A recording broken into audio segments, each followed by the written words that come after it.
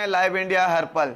झारखंड विधानसभा चुनाव का जैसा जनादेश आया है उसमें महागठबंधन को जो है पूर्ण बहुमत जो है वो मिला है, लेकिन जिस तरह से बीजेपी जो है वो दावा कर रही थी कि इस बार राज्य में वो बहुमत की सरकार जो है बनाएगी, लेकिन आपको बता दें क्या जयराम महतो को नजरअंदाज करना बीजेपी एनडीए को कितना महंगा पड़ गया। जिस तरह से जयराम महतो की पार्टी ने झारखंड में जो है काफी अच्छा प्रदर्शन किया है, लेकिन कहीं कहीं जो वोटों का जो मार्जिन था वो जयराम महतो जो है बीजेपी का वोट से कितना प्रभाव पड़ा है।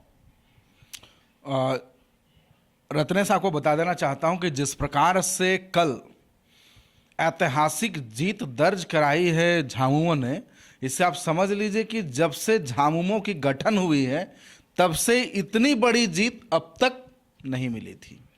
यानी कि हेमंत के नेतृत्व में झामुमो कल 34 सीटों पर जीत दर्ज करके रिकॉर्ड कायम कर दिया। और वहीं आपको बता देना चाहता हूं कि हालांकि झामुमो के जो संस्थापक हैं श्री शिबू सोरेन, उन्होंने भी काफी असर लगाया था, दमखम लगाया था अपनी पार्टी को जमीनी स्तर से उठाने में, लेकिन जिस प्रकार से अब यानी कि पार्टी बने हुए तकरीबन अब 40-45 साल हो गए, लेकिन जिस प्रकार से झारखंड में झारखंड मुक्ति मोर्चा का विजय कल हुआ है, ये अपने आप में एक ऐतिहासिक चीज है। हालांकि आपका सवाल ये है कि बीजेपी कुछ सीटों पर हार का सामना की है, तो आपको बता देना चाहता हूं कि पिछले बार बीजेपी 25 सीट लेकर आई थी 2019 के चुनाव में, और बीजेपी इस बार तकरीबन देखा जा रहा है कि 5 सीट पिछले बार से कम रहा, लेकिन इस बार खुद ही 68 सीटों पर वो चुनाव 67 सीट यानी कि 67 सीटों पर उनके प्रत्याशी खुद ही चुनाव मैदान में थे। और जिस प्रकार से उनकी हार हुई है, निश्चित तौर पर देखा जा रहा है कि तकरीबन 40% ही रिजल्ट आ पाया है।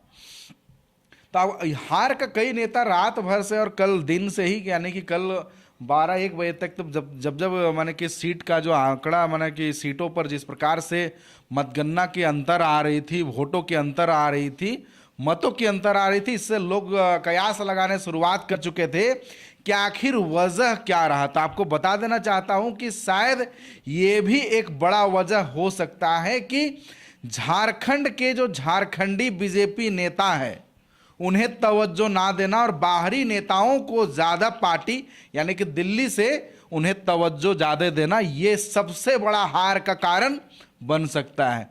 जिस प्रकार से हेमंता बिस्वा शर्मा को चुनाव प्रभारी झारखंड विधानसभा का बनाया गया था, क्या अब वो चुनाव हारने के बाद वो कब यहाँ पे चेहरा दिखाएंगे, इस बात का बीजेपी के नेताओं के पास में जवाब है? या फिर झारखंड विधानसभा के चुनाव प्रभारी बनाए गए थे मामा कहे जाने वाले मध्य प्रदेश के मुख्यमंत्री, पूर्व मुख्यमंत्री सह अब केंद्रीय मंत्री बन चुके हैं कृषि मंत्री शिवराज चौहान, क्या अब झारखंड में हार का ठिकरा अपने ऊपर लेंगे?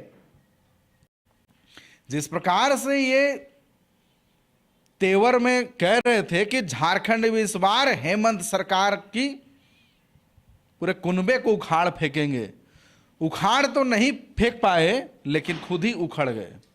तो आपको बता देना चाहता हूं कि देखिए, झारखंड में एक बड़ा कारण यह भी रहा कि जिस प्रकार से आदिवासियों के ऊपर टारगेट करके आप आदिवासी को टारगेट कर रहे हैं और आदिवासी प्रत्याशी ही चुनावी मैदान में उतार रहे हैं, और यही वजह भी रहा कि जामताड़ा और जामा सीट कितनी दूरी के अंतर पर है, संथाल में ही है। लेकिन आज देखिए सीता सोरेन का हश्र क्या है।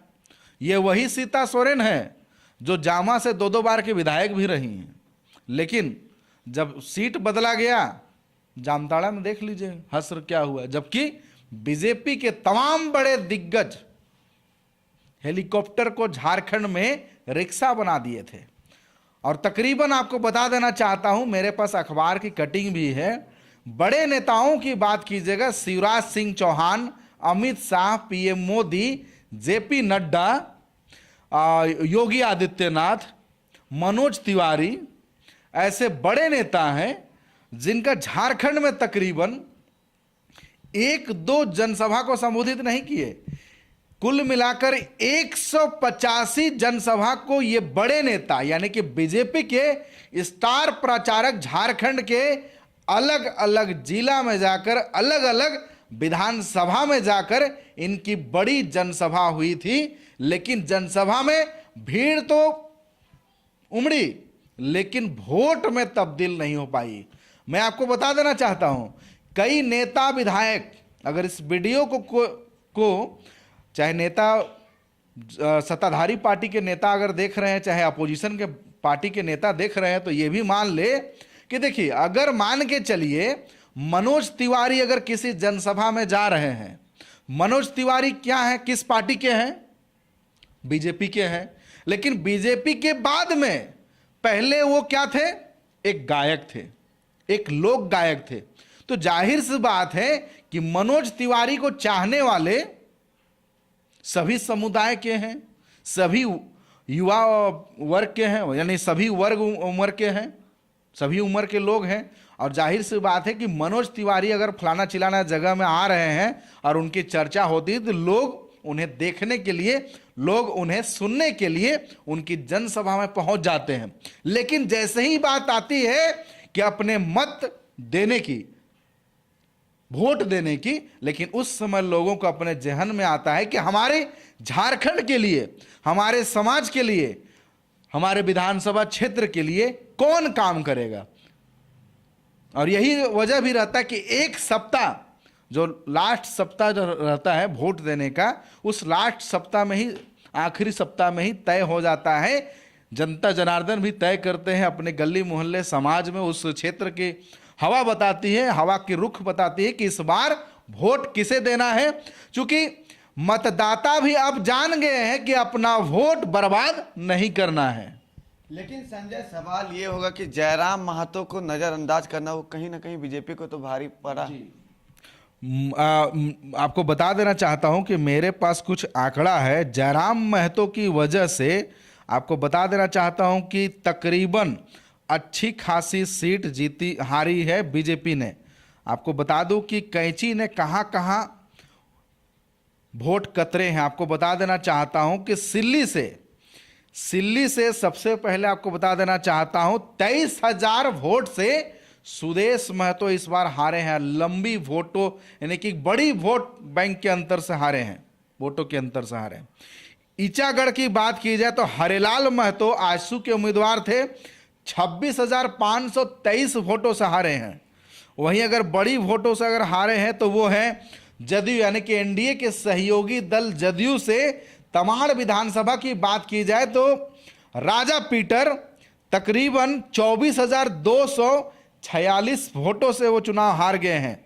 वहीं बात कीजिएगा खारसावां, सोनाराम बोदरा तकरीबन 32,000 वोटों से हारे हैं।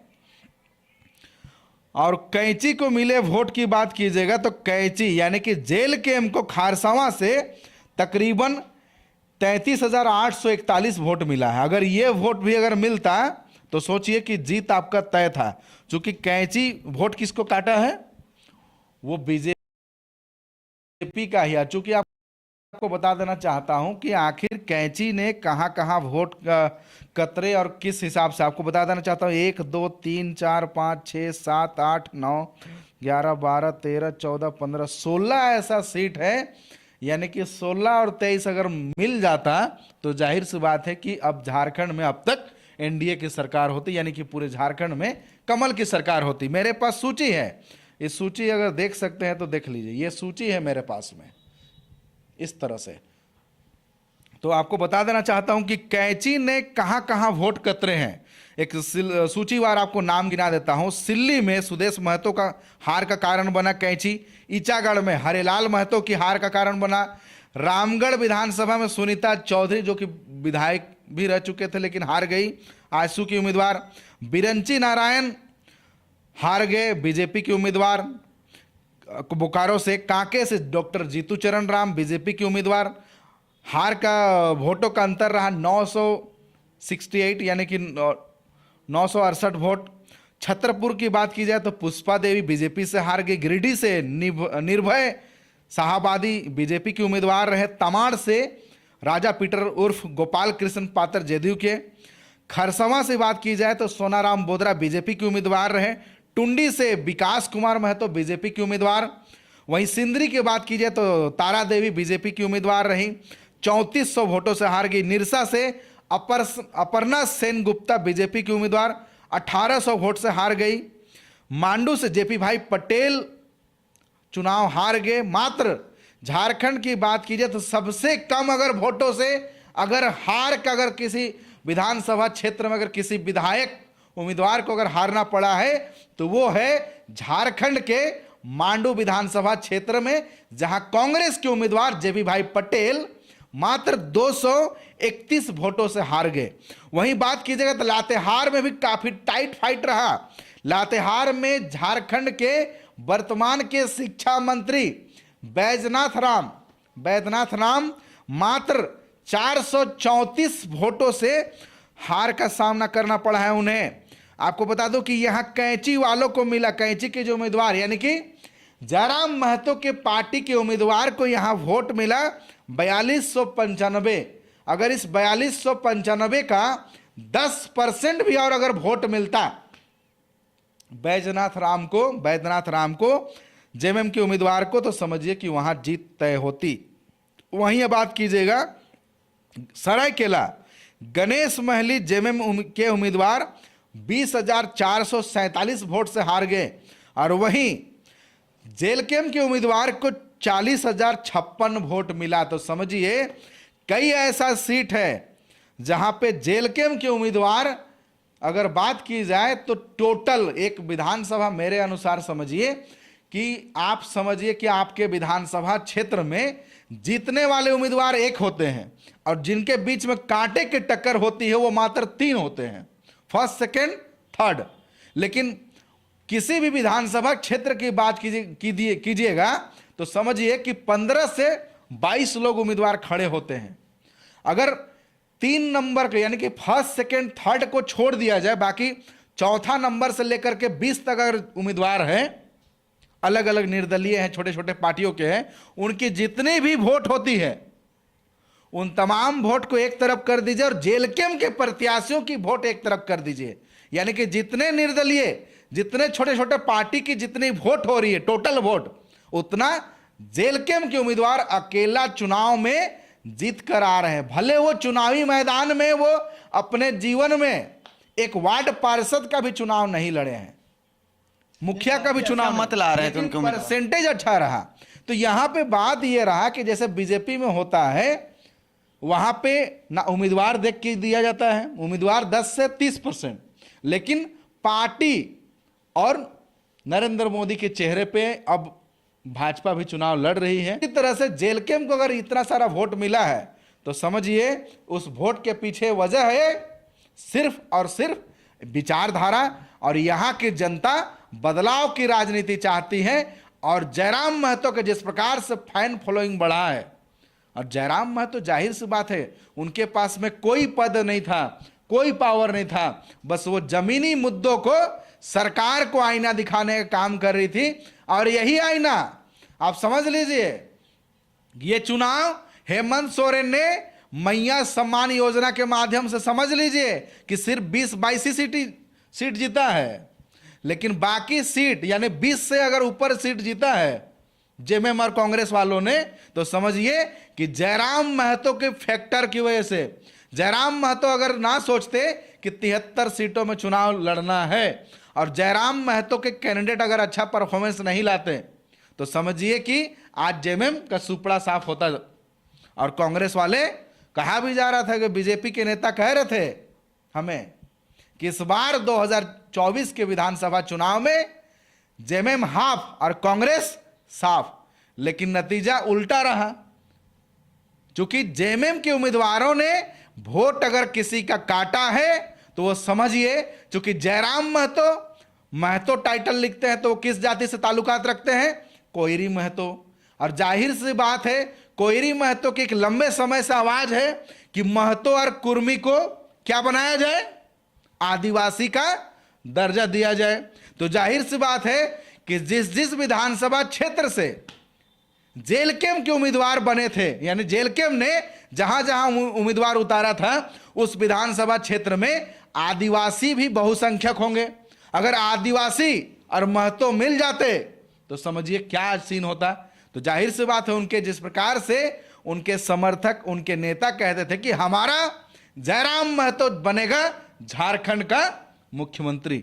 अगर समझिए कि महतो और आदिवासी एक हो जाते, चूंकि आदिवासी एक इसलिए नहीं हो पाए, कई जगह हुए भी है, 2-4%, 10% हुए भी होंगे, लेकिन पूरी तरह से जिस प्रकार से महतो एकजुट हो गया कि नहीं इस बार देना है तो सिर्फ जयराम महतो को, अगर उसी तरह से, यानी कि भाजपा का सबसे बड़ा अगर हार का कारण बना है तो ओबीसी समाज को, ओबीसी समुदाय को, ओबीसी के युवा पीढ़ी को दरकिनार करना, उनकी बातों को तवज्जो नहीं देना, उनकी समस्याओं को तवज्जो नहीं देना, ओबीसी समाज को राजनीति में हिस्सा नहीं देना, और यही वजह रहा, बाहरी भीतरी खेल चलता रहा। और 24 साल के झारखंड में ऐसा नहीं कि जयराम की पार्टी पहली बार चुनाव लड़ी है, इससे पहले तो चुनाव लड़ी नहीं थी। तो जनता यहां की परेशान हो गई थी, त्रस्त हो गई थी, और वो इंतजार में थी किसी तीसरा विकल्प के इंतजार में। और तीसरा विकल्प आया तो ऐसा बटन दबाया जेलकेम का कि सारा रिकॉर्ड तोड़ दिया। यानी कि झारखंड में भी आम आदमी पार्टी, यानी दिल्ली में जिस प्रकार से 2012-2014 में जिस प्रकार आम आदमी पार्टी आई और 2024 तक लगातार राज कर रही है, और आने वाला समय सोच लीजिए कि इस वीडियो को अगर जो देख रहे हैं समझ लीजिए, या फिर नेता सत्ताधारी पार्टी देख रहे हैं या फिर विपक्षी देख रहे हैं, समझ लीजिए कि बदलाव की राजनीति झारखंड में शुरुआत हो चुकी है। और इस बार ये बदलाव की बटन अब दबे ही दबा है और दबते रहेगा। नेता अगर नहीं सुधरेंगे तो जनता सुधारने के लिए अब अपना तेवर बदल चुकी है। जनता अपना तेवर बदल चुकी है और जनता तीसरा विकल्प जो है वो राज्य में इस बार चाह रही थी, लेकिन जयराम महतो को नजरअंदाज करना बीजेपी को जो है वो काफी महंगा पड़ा है। और इसी का नतीजा है कि बीजेपी मात्र 21 सीटों में समेट कर रह गई। जयराम महतो की अब हम बात करेंगे। जयराम महतो भी एक बहुत बड़े चेहरे को जो है वो पराजित किए हैं, काफी अच्छे वोटों से जयराम महतो जीते हैं। जी, डुमरी विधानसभा की बात की जाए तो 4 बार के विधायक और मंत्री रह चुके, शिक्षा मंत्री रह चुके, खुद बेबी देवी पति के निधन के बाद उपचुनाव के बाद में वो कई विभागों का मंत्रालय वो संभाली। बात रहा कि शिक्षा मंत्रालय भी उन्हें मिला था, फिर बाद में मंत्रालय उनका चेंज किया गया। तो समझिए कि जनता सीधे तौर पर नेताओं के कामकाज से कुछ हद तक अब खफा चल रहे हैं, कुछ हद तक अब वो नाराज चल रहे हैं। और जनता को चाहिए समय के साथ विकास चाहिए। ये आप मत समझिए कि इस चुनाव में अगर मैया सम्मान सिर्फ अगर दे दिए, 1000 से 2500 का ऐलान कर दिए, तो दे तो रहे थे बीजेपी वाला भी 2100 रुपये, वो क्यों हार गए? जाहिर सी बात है कि झारखंड की जनता अपनी मूलभूत समस्याओं को लेकर के जनता सीधे जाती है कहां? अपने विधायक के पास। और विधायक जी अपना घर का जो गेट रहता है बड़ा वाला, उसको बंद कर लेते हैं। उसके बॉडीगार्ड आम जनता को गेट से घुसने नहीं देती है, और घुसते हैं, घुसने अगर मिल भी गया तो समझिए कि नेताजी 4 घंटा 6 घंटा बाद में आएंगे इंतजार कराने के बाद। और 10 मिनट के अंदर समझिए कि अगर 100 लोग बैठे हैं तो उसे 10 से 25 मिनट के अंदर में, आधे घंटे के अंदर सबकी समस्या कैसे सुनेंगे?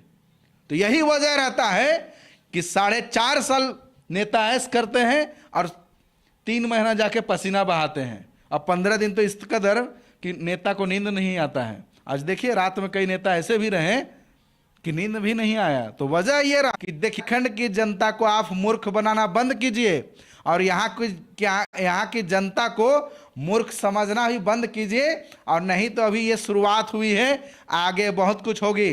बात की जाए कि डुमरी विधानसभा में किसी ने सोचा भी नहीं था कि जयराम महतो जीत करके आएंगे, क्योंकि वो बार बार कहते हैं कि एक 29 साल का लड़का, एक 29 साल का युवा एक दिन बदलाव लाएगा। लेकिन उन्होंने ये साबित कर दिया। पूरे देश में आज अगर जीत के अगर जश्न मना रहे हैं झामुमो वाले, तो झामुमो के साथ साथ अगर झारखंड में हर गली चौक चौराहे में, हर चाय दुकान में इस ठंड के मौसम में अगर सबसे ज्यादा अगर किसी के चर्चा हो रही है तो वो हो रही है कैंची छाप, यानी कि जेल कैम्प, और जेल कैम्प के सुप्रीमो जयराम महतो की वजह यह रहा कि उन्होंने जिस प्रकार से परफॉर्मेंस दिया है, ईवीएम में जिस प्रकार से रिकॉर्ड तोड़ बटन दबा है, उसकी चर्चा आज पूरे देश में हो रही है। और ऐसे ही युवा किसी भी समाज में और किसी भी राज्य की स्थिति, दिशा और दशा बदलने का दम रखते हैं अपने दिल में, अपने जुबान पे। और जिस प्रकार से हार हुई है डुमरी में बेबी देवी और उनके बेटे के लिए एक सबक है कि आप जनता को सिर्फ वोट बैंक आप मत समझिए, अपने समाज के लोगों को सिर्फ वोट बैंक बनाकर गुमराह मत कीजिए, समाज का कल्याण कीजिए। मैं तो बार बार कहता हूं, आप भी अगर जिस विधानसभा क्षेत्र से हैं, वीडियो देख रहे हैं, तो अपने विधानसभा क्षेत्र की स्कूल को दुरुस्त करने के लिए नेताओं को कहिए, अपने क्षेत्र की सामुदायिक स्वास्थ्य भवन को दुरुस्त करने का उनसे आप गुजारिश कीजिए, गुहार लगाइए कि नेताजी रांची कितना दूर है राजधानी, अगर हम मर भी जाएं, हमारे घर के अगर गांव के अगर कोई अगर बीमार हो जाए, किसी सदस्य के अगर बीमार से ग्रसित हो जाए, तो समझिए कि वो राजधानी पहुंचते पहुंचते तक वो तो ऊपर पहुंच जाएंगे, भगवान के प्यारे हो जाएंगे। तो जाहिर सी बात है कि मैं तो बार बार कहता हूं कि क्षेत्र की जो समस्याएं हैं, विधानसभा में जिस विधानसभा से जीत कर आते हैं विधायक जी, उस क्षेत्र की 5 सरकारी स्कूल को भी वो उत्कृष्ट विद्यालय बना नहीं पाते हैं। उसमें क्या चाहिए भाई, सरकार उसमें तमाम सुविधाएं दे रही है। आपको बता देना चाहता हूं कि जितना में एक टीचर को सैलरी मिलता है 60,000 70,000, उससे कम बजट में आपके पड़ोस में ही सोचिए कि एक प्राइवेट स्कूल चलता है, और उसी 60-65 हजार के बजट में 6 टीचर पढ़ाते हैं बच्चों को। और दुर्भाग्य रहा हमारे देश के साथ झारखंड का भी कि जितने भी नौकरशाह हैं, जितने भी सरकारी कर्मचारी हैं, सरकारी स्कूल के जितने भी शिक्षक हैं, उनके भी बच्चों को कौन पढ़ाता है? प्राइवेट स्कूल के शिक्षक पढ़ाते हैं। कल आपको देखिए हेमंत सोरेन का फेसबुक पेज खोल के देखिए, हेमंत सोरेन के दोनों बच्चे कहां पढ़ रहे हैं? सरकारी स्कूल में, जिला स्कूल में।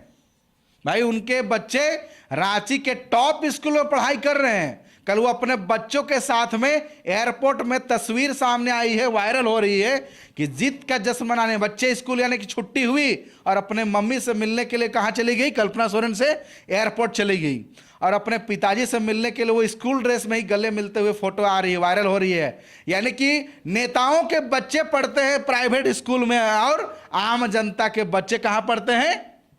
एक वीडियो काफी वायरल हुआ था, आड़ीवाड़ी यानी कि आंगनबाड़ी और जो लोकल स्कूल जो होता है। तो समझिए कि क्षेत्र में जिस प्रकार से सरकार तो चाहती है कि भाई आपका बच्चा बेरोजगार रहे, आपका बच्चा अशिक्षित रहे, आपका बच्चा अनपढ़ रहे, ताकि हम जहां बटन दबाने बोले 500 मुर्गा दारू दें और वो उधर ही बटन दबाए। यानी कि आपको जगना पड़ेगा, जनता को भी सबक लेना पड़ेगा कि मुर्गा दारू से जनता अब जागरूक हो गई है, जनता अब समझने लगी है। जी मैं सही कह रहा हूं कि आप सिर्फ बटन दबा करके नेता की जगह कई लोग जीजा चुन लेते हैं, नेता की जगह कई लोग जीजा चुन लेते हैं। तो आपको बताना चाहता हूं कि आज पूछिए अपने विधानसभा क्षेत्र में, आप कमेंट करके बताइए, क्या आपके विधानसभा से 2 बार 3 बार 4 बार से विधायक जो जीत रहे हैं, क्या अपने विधायक फंड से क्या 4 एम्बुलेंस भी दिए हैं? एक एम्बुलेंस दर्शन करने पर नहीं मिलता है। आप रिंग करते रह जाइए 108 में, मरने के बाद कई बार जो है ना एम्बुलेंस वाला आते हैं। तो शिक्षा की स्थिति अब से बद से बदतर है, स्वास्थ्य की स्थिति बद से बदतर है। आज हम जब डिबेट कर रहे हैं, आज का तारीख है 24 नवंबर है, आज भी ट्रेनों में बसों में ठूस ठूस के लोग यहां से दूसरे राज्य पलायन करने पर मजबूर है। इस पर भी चर्चा करने की जरूरत है। और अगर ये हार हुई है झारखंड में, करारी हार, तो समझिए कि नेताओं की ओर से जिस प्रकार से लोकल नेतृत्व यानी कि क्षेत्र, यानी कि झारखंड के जो नेता हैं उन्हें दरकिनार करना और झारखंड के जनहित मुद्दों को आंख बंद कर लेना, उन्हें दरकिनार करना, यह सबसे बड़ा हार का कारण बना है। अब जनता भी पूछ रही है बीजेपी वालों से कि भाई आपकी सरकार जब 2019 तक थी तो क्या उस समय बांग्लादेशी घुसपैठी झारखंड में नहीं था? या अगर थी तो आपका काम बनता है कि बॉर्डर का सिक्योरिटी, बंगाल का बॉर्डर पड़ता है बांग्लादेश से, असम का ही बॉर्डर पड़ता है, तो जाहिर सी बात है बॉर्डर का सिक्योरिटी का काम किसका है? केंद्र सरकार। तो केंद्र सरकार तो अपना गलती दूसरा के ऊपर थोप रहा है, यानी कि हम अपना गलती पड़ोसी के ऊपर थोपेंगे। अगर आपके पास में एजेंसी, तमाम एजेंसी है, तो आपकी एजेंसी किस नींद में सोई हुई है? यानी कि चौकीदार फेल है और वो ठिकरा किसकर फोड़ रहा है? सूबे के सीएम पर। सीएम की भी गलती है कि भाई ये वोट बैंक ना बनाया, क्योंकि यहाँ के हक अधिकार जरूर छीनी जा रही है, यहाँ के आदिवासियों से शादी कर रही है, बात सच्चाई है, सच्चाई को आप दरकिनार नहीं कर सकते हैं। लेकिन जिस प्रकार से आदिवासी आदिवासी आदिवासी रोटी माटी बेटी का जो मुद्दा खेला गया, जनता को ये समझ में नहीं आया और यही वजह रहा कि लोगों ने एक नई पार्टी यानी कि नई विकल्प को मौका दिया। जयराम की वजह से ही झारखंड मुक्ति मोर्चा को एक बड़ी जीत पाने का मौका मिला, और नहीं तो जयराम अगर ना होते तो आज झारखंड मुक्ति मोर्चा कहां होता पता ही नहीं चलता। चलिए, जयराम आज नहीं होते झारखंड विधानसभा चुनाव में तो झारखंड मुक्ति मोर्चा जो है वो कहां होता। हालांकि जयराम महतो को नजरअंदाज करना जो है वो भारतीय जनता पार्टी यानी एनडीए को काफी महंगा साबित हुआ। अब हम बात करेंगे कोल्हान में जहां 2019 में भारतीय जनता पार्टी को 4 सीटें मिली थी, तो वहीं अगर बात की जाए 2024 में तो कोल्हान में सिर्फ 1 सीटें जो है वो भारतीय जनता पार्टी बचाने में सफल रह पाई है, वो भी जरमुंडी विधानसभा। क्या वजह रहा होगा कि जो सीटें जो थी कोल्हान की वहां पर बीजेपी नहीं बचा पाई अपनी सीटें? देखिए, कोल्हान की बात कीजिएगा तो चाईबासा सरायकेला सीट छोड़कर सारा विधानसभा सीट में इंडिया गठबंधन का कब्जा रहा। कोल्हान ही संथाल। अच्छा, संथाल की बात कीजिए, संथाल में आपको बता दूं कि तकरीबन 1 2 3 4 5 6 7 8 सांसद हैं, ठीक है। 8 सांसद के गढ़ में विधानसभा क्षेत्र का जो रिजल्ट रहा, आपकी बात करें संथाल में आपका ये भी आता है, रांची किस में आएगा? संथाल में ही नहीं, छोटा नागपुर में आएगा। तो थोड़ा सा हम लोग हजारीबाग चले जाएं, कोडरमा चले जाएं, चतरा चले जाएं, गिरिडीह चले जाएं, यहाँ पे रामगढ़ में कांग्रेस जीत गया। हालांकि हजारीबाग क्षेत्र में संथाल की हम बात करें, संथाल में बीजेपी की 4 सीटें थी 2019 के चुनाव में जीत कर आई थी, लेकिन 2024 के चुनाव में बिल्कुल 1 सीटों पर जो है वो सिमट कर बीजेपी रह गई, वो भी जरमुंडी की सीट। जी थोड़ा सा आते हैं, यानी कि गिरिडीह से बात की जाए तो एनडीए के सहयोगी दल यानी कि आजसू संथाल क्षेत्र में, गिरिडीह उसी विधानसभा क्षेत्र से आता है। गिरिडीह क्षेत्र से तकरीबन देखा जाए तो गिरिडीह हो गया, डुमरी हो गया, बेरमो हो गया, गोमिया, यहाँ पर बढ़त नहीं दिला पाए। सिर्फ अगर भाजपा संथाल की बात की जाए तो सिर्फ और सिर्फ बाघमारा सीट को बचा पाई। वहीं बात की जाए तो गोड्डा क्षेत्र से देवघर, वो भी हार गई। पोड़ैया हाट महागामा पिछड़ गई। तो समझिए कि पोड़ैया हाट में लगातार जीत दर्ज करते आते हैं, भले पार्टी कोई भी रहता है, चाहे कांग्रेस में चले जाए चाहे झाविमो में रहे। मैं बात करने जा रहा हूं प्रदीप यादव की। देवघर से बात कीजिएगा तो देवघर धार्मिक देश है, बाबाओं की नगरी है, हमारे राज्य के लिए काफ़ी महत्व रखता है वो विधानसभा, वो देवघर। लेकिन बीजेपी की धर्म की नगरी यानी कि जहां हिंदू वोटर की गढ़ है, तो समझिए कि देवघर से भी नारायण दास हार गए। यानी कि बीजेपी का अगर देखा जाए तो क्षेत्रों में भी हार का सामना करना पड़ा है। यानी कि सांसद जहां जहां बने हैं, यानी झारखंड में अगर बात की जाए तो तकरीबन उधर 9 सांसद हैं झारखंड में एनडीए के। उसके बावजूद भी जहां से सांसद बीजेपी के हैं, अपने संसदीय क्षेत्र के जो विधानसभा क्षेत्र यानी कि एक सांसद 4-5 विधानसभा का मुखिया होता है। ये 7 विधानसभा के मुखिया। जी, तकरीबन समझ लीजिए कि अगर 5 से 7 भी होते हैं तो समझिए कि उस 5 से 7 विधानसभा में एक सांसद होते हैं, तो आखिर ये चुनाव इनके रहते कैसे हार गए? तो पार्टी को तो इनसे भी जवाब पूछना चाहिए कि भाई आपका चुनाव जीते हुए मार्च अप्रैल हो गया, अभी तक आप क्षेत्र में आप काम नहीं कर रहे हैं क्या? सिर्फ ये लोग मोदी के चेहरे पे ये लोग चुनाव जीतते हैं बीजेपी के नेता, तो वजह ये भी रहा कि आप कब तक मोदी मोदी करते रहिएगा। विधानसभा चुनाव में क्षेत्र की समस्याएं होती है, तो क्षेत्र की समस्याओं को अगर आप दूर नहीं कर पा रहे हैं, उसमें भी जनता क्या कह रही है भाई आपसे कि आप हमें सिर्फ सुरक्षा दीजिए, आप हमें रोजगार दीजिए, आप हमारी सड़कें को चकाचक कीजिए, आप हमारे स्वास्थ्य के प्रति आप थोड़ा अलर्ट रहिए कि जहाँ पे स्वास्थ्य यानी कि अस्पताल में जहाँ पे बुनियादी सुविधाएं नहीं है तो उस अस्पताल को दुरुस्त कराइए। शिक्षा की बात की जाए तो शिक्षा समय पर स्कूल खुले, समय पर शिक्षक आए, लेकिन शिक्षक से भी आप सरकारी अलग अलग काम लेते हैं। शिक्षक से जब पूछिए कि शिक्षा आप क्यों नहीं दे पा रहे हैं तो वो तो अलग अलग काम गिनाते हैं। यानी कि सरकार अपने ही काम काज में कहीं ना कहीं फेल हो रही है, और यही वजह रहा कि बीजेपी को झारखंड में 2019 से भी ज्यादा करारा हार का सामना करना पड़ा है। क्योंकि इस बार आशू को बोल नहीं सकती है, क्योंकि आशू और बीजेपी एक होने के बावजूद इस बार हार गए। पिछली बार हुआ था कि आशू जहां जहां पिछले बार जेलकेम की भूमिका में आशू थी,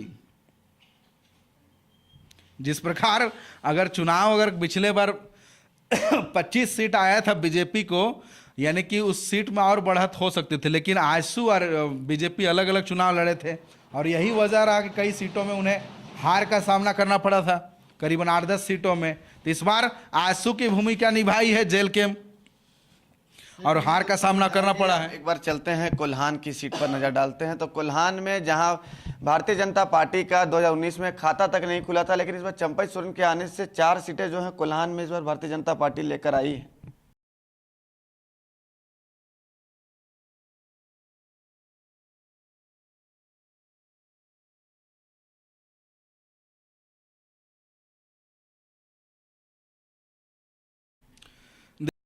देखिए,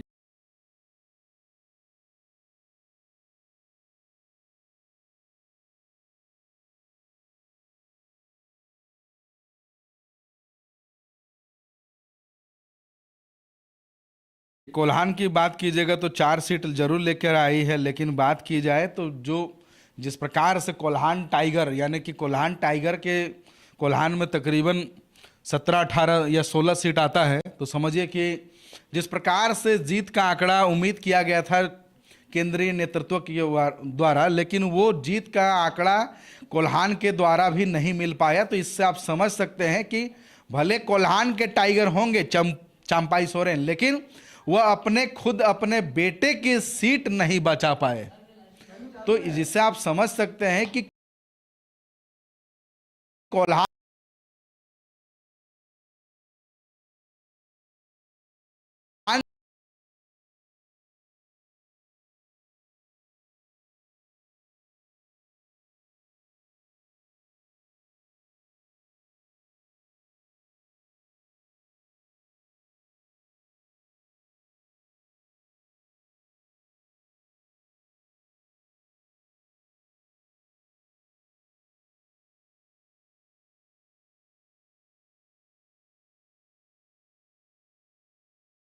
क्षेत्र में भी कमल मुरझा गई।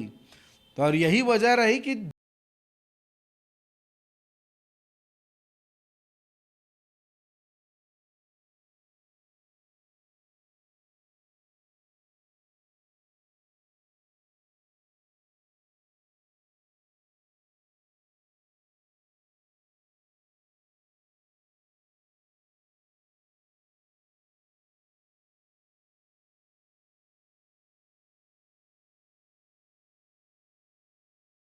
पहली बार कांके में